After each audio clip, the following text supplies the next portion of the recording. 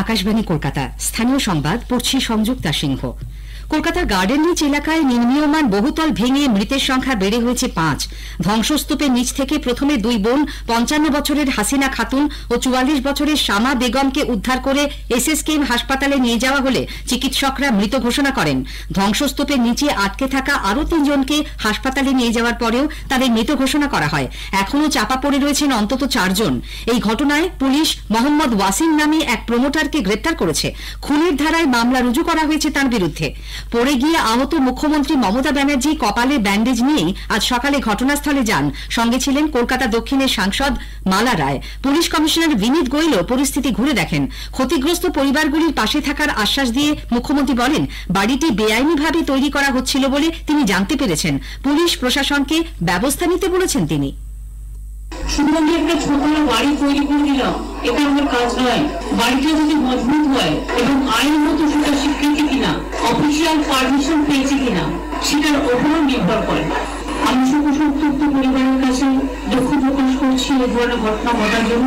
ইন্দিরা যে কাজগুলো কেউ যদি করে থাকে তার বিরুদ্ধে অফিসিয়াল অ্যাকশন নেওয়ার জন্য আমি প্রশাসনের কাছে অনুরোধ করব।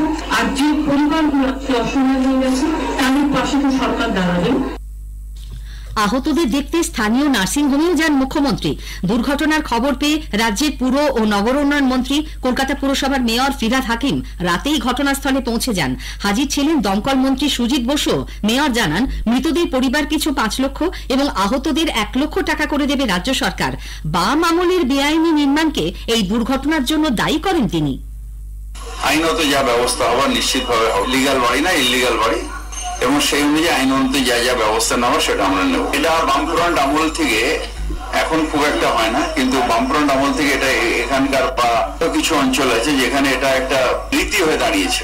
যারা মারা গেছেন তাদের ৫ লাখ টাকা করে আমরা দেব ফ্যামিলিকে, আর যারা ইনজোর্ড তাদের ১ লাখ টাকা করে ফ্যামিলিকে দেব।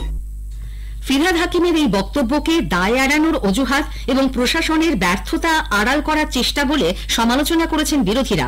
কলকাতার প্রাক্তন মেয়র সিপিআইএম নেতা আইনজীবী বিকাশ রঞ্জন ভট্টাচার্য বলেছেন, ২০১০ থেকে কলকাতা পুরসভার দায়িত্বে রয়েছে তৃণমূল কংগ্রেস। বেআইনি নির্মাণের দায় তারা এড়াতে পারে না। 2010-এ বামপন্থী পুরসভায় চলে যাওয়ার পর থেকে 2024 পর্যন্ত একটানা তৃণমূল কংগ্রেস তারা এই পুরসভার দায়িত্বে আছেন এবং জলাভূমি ভরাট হয়েছে, বেআইনি কনস্ট্রাকশন একের পর এক হয়েছে। আদালতে বিভিন্ন মামলা করে বেআইনি কনস্ট্রাকশনকে ঠেকাবার চেষ্টা করা হয়েছে। গোটা রাজ্যে পুরসভা অঞ্চল থেকে সব জায়গায় তৃণমূলের কাউন্সিলর, তৃণমূলের এমএলএ, তৃণমূলের এমপি, এলাকায় অত বড় একটা কনস্ট্রাকশন হচ্ছে, তৃণমূলের কাউন্সিলর করে বসেছিলেন না, তৃণমূলের কাউন্সিলর এখান থেকে কাটমানি খাচ্ছিলেন। এই সম্পূর্ণ দায় হচ্ছে পুরো প্রশাসনের ব্যর্থতা। দিল্লি রওনা হওয়ার আগে কলকাতা বিমানবন্দরে আজ বিজেপির রাজ্য সভাপতি সুকান্ত মজুমদার বলেন, গোটা কলকাতা শহরেই অবৈধ নির্মাণের ছাড়পত্র দিয়ে রেখেছে তৃণমূল কংগ্রেস। এই তো গোটা কলকাতাকে এইভাবে অবৈধ নির্মাণের টেন্ডার সেটা তৃণমূল নেতারা দিয়ে রেখেছে। তৃণমূল নেতারা কি করবে? প্রতি স্কোয়ার ফিটে তো তারা পয়সা নেয়। প্রতি স্কোয়ার ফিটে যদি আপনি টাকা নেন, আপনার মেরুদণ্ডে জোর থাকবে এর বিরুদ্ধে প্রতিবাদ করার। আপনি উত্তর কলকাতা যান, দক্ষিণ কলকাতা যান, চেতলাতে যান, কোথায় যাবেন? কোন জায়গা নেই যেখানে স্কোয়ার ফিটে কাউন্সিলররা টাকা নেয়নি। অন্যদিকে গার্ডেন রিচে যা ঘটেছে তা অত্যন্ত দুঃখজনক এবং দুর্ভাগ্যজনক বলে তৃণমূল কংগ্রেসের সর্বভারতীয় সাধারণ সম্পাদক অভিষেক ব্যানার্জি মন্তব্য করেছেন। উত্তরবঙ্গ রওনা হবার আগে আজ দমদম বিমানবন্দরে তিনি বলেন, এই ঘটনা নিয়ে রাজনীতি হওয়া উচিত নয়। এবং এই নিয়ে আমি মনে করি রাজনীতি করা উচিত নয়।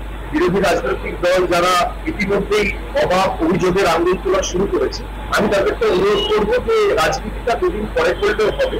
এখন যারা আটকে রয়েছে, বিশেষ করে উদ্ধার কার্যে দলমত, জাতি, বর্গ, বর্ণ নির্বিশেষে আমরা সকলে মিলে যদি সমাজের স্বার্থে এগিয়ে আসি, মানুষের পাশে এই সময়টা দাঁড়াই, তার কারণ মানুষের প্রাণের থেকে বেশি গুরুত্বপূর্ণ আমাদের এই সমাজে আর কিছু নয়।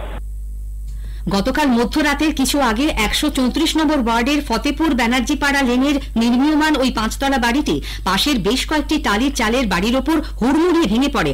আশপাশের মানুষ ছুটে এসে উদ্ধার কাজে হাত লাগান। দ্রুত পৌঁছে যায় দমকল ও বিপর্যয় মোকাবিলা বাহিনী। অত্যন্ত সংকীর্ণ রাস্তার পাশে বেআইনিভাবে ৫-৬ তলা বাড়ি তৈরি করা নিয়ে ক্ষোভ উগড়ে দিয়েছেন স্থানীয় বাসিন্দারা। ইলেকটোরাল বন্ড সংক্রান্ত যাবতীয় তথ্য বিস্তারিতভাবে বৃহস্পতিবার বিকেল 5টার মধ্যে প্রকাশ করার জন্য Supreme Court State Bank of ইন্ডিয়াকে নির্দেশ দিয়েছে।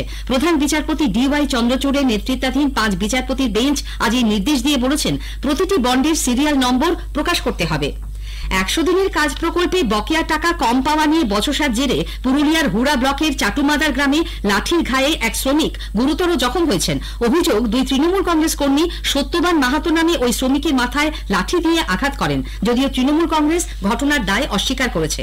ঝাড়খণ্ড থেকে দক্ষিণ ছত্তিশগড় পর্যন্ত বিস্তৃত অক্ষরেখার প্রভাবে বঙ্গোপসাগর থেকে প্রচুর জলীয় বাষ্প বায়ুমণ্ডলে প্রবেশ করায় কলকাতা সহ দক্ষিণবঙ্গের বিভিন্ন জেলায় বৃষ্টি হচ্ছে। আগামীকাল ও বুধবারও বেশ কয়েকটি জেলায় ঝড় বৃষ্টির কমলা সতর্কতা জারি করেছে আবহাওয়া দপ্তর। স্থানীয় সংবাদ শেষ হলো।